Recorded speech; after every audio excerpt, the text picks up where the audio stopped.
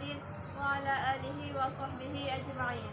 Yang pertama-tama dan yang paling utama, marilah kita panjatkan puja dan puji syukur kita atas kehadiran Allah Subhanahu wa taala yang telah memberikan kita nikmat kesehatan, nikmat iman, nikmat kelapangan waktu sehingga kami dapat menyelesaikan tugas makalah kami ini.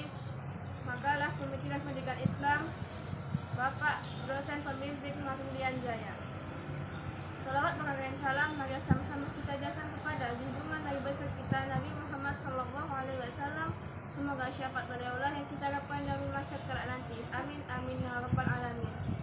Tujuan kami berdiri di sini ialah untuk menyelesaikan makalah kami yang berjudul Pengertian dan Tujuan Pemikiran Pendidikan Islam, yang akan disampaikan oleh saudari saya Fitri Jamili Dharmawati dan serta saya sendiri Anissa Rahma. Di sini saya akan menjelaskan pengertian pemikiran pendidikan Islam. Pemikiran pendidikan Islam terbentuk dari perkataan pemikiran atau filsafat pendidikan dan Islam. Penambahan kata Islam di akhir itu untuk membedakan pemikiran pendidikan Islam dari pengertian pemikiran pendidikan secara umum. Dengan demikian, pemikiran pendidikan Islam mempunyai pengertian secara khusus yang ada kaitannya dengan ajaran Islam. Dalam masyarakat Islam, pendidikan Islam itu merupakan ajaran-ajaran berdasar pada wahyu, yang juga menjadi dasar dari pemikiran atau filsafat pendidikan Islam. Dan banyak pakar yang mendefinisikan filsafat pendidikan Islam, yaitu pertama Umar Muhammad Al-Taumi Al-Syaibani. Menurutnya, bahwa filsafat pendidikan Islam tidak lain ialah pelaksanaan pandangan filsafat dan kaidah filsafat dalam bidang pendidikan yang didasarkan pada ajaran Islam. Ia juga menyebutkan penjelasannya dalam buku Falsafah Pendidikan Islam yang mengarah kepada pengertian filsafat pendidikan Islam seperti dalam kutipan berikut, yaitu jika kita telah membicarakan tentang kepentingan pembinaan falsafah pendidikan secara umum, kita tidak menentukan jenis falsafah yang harus menonjol pada falsafah itu.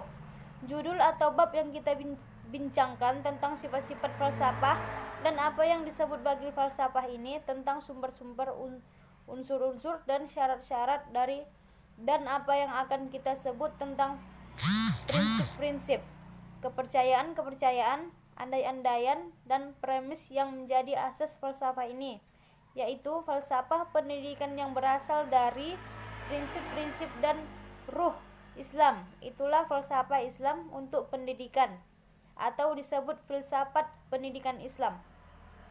Udin Nata menyimpulkan bahwa filsafat pendidikan Islam itu merupakan suatu kajian secara filosofis mengenai berbagai masalah yang terdapat dalam kegiatan pendidikan yang didasarkan pada Al-Quran dan Hadis sebagai sumber primer dan pendapat para ahli, khususnya para filosof Muslim, sebagai sumber sekunder.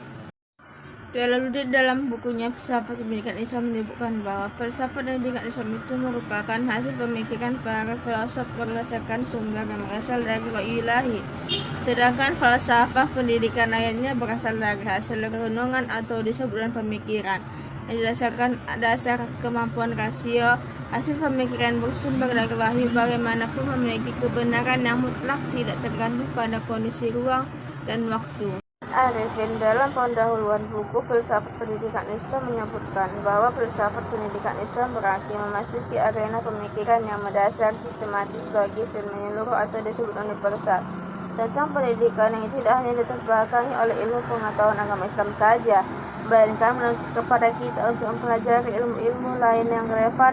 Tujuan pemikiran pendidikan Islam. Pemikiran pendidikan Islam memiliki tujuan sebagai berikut. 1.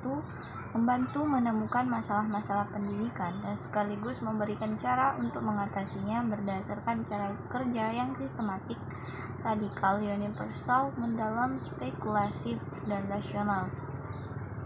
2. Memberikan informasi yang komprehensif, mendalam, dan sistematik tentang hal-hal yang harus dipertimbangkan dalam merumuskan dan mendesain konsep pendidikan, seperti informasi manusia dengan berbagai potensi, bakat, dan minat yang dimilikinya, atau tentang alam jagat raya dengan berbagai macam beragam sifat dan karakternya.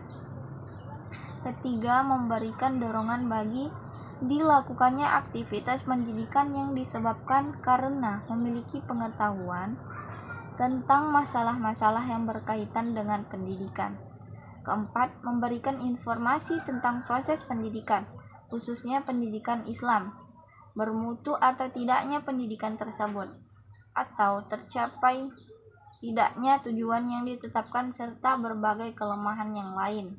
Adapun tujuan pendidikan menurut Scratch yaitu menyadarkan orang agar sungguh-sungguh mengetahui dan mengerti apa yang benar dan salah, serta menyadari akibat dari perbuatan yang dilakukannya.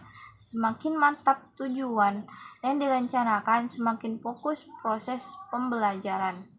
Kesimpulan dari pemikiran pendidikan Islam yaitu adalah suatu kajian secara filosofis, yakni berpikir secara mendalam, sistematik, radikal, dan universal tentang masalah-masalah pendidikan seperti masalah manusia atau anak didik, guru, kurikulum, metode, lingkungan, hakikat, kemampuan manusia untuk dapat dibina dan dikembangkan serta dibimbing menjadi manusia muslim yang seluruh pribadinya dijiwai oleh ajaran Islam, serta mengapa manusia harus dibina menjadi hamba Allah yang berkepribadian demikian, yang didasarkan pada Al-Quran dan hadis sebagai sumber primer dan pendapat para ahli, khususnya para filosof muslim sebagai sumber sekunder. Demikianlah hasil presentasi kami ini. Jika terdapat kekurangan ataupun kesalahan, mohon dimaafkan. Kesalahan itu datang dari diri kami sendiri dan kebenaran itu datangnya dari Allah Subhanahu wa taala. Wabillahi taufiq wal hidayah. Assalamualaikum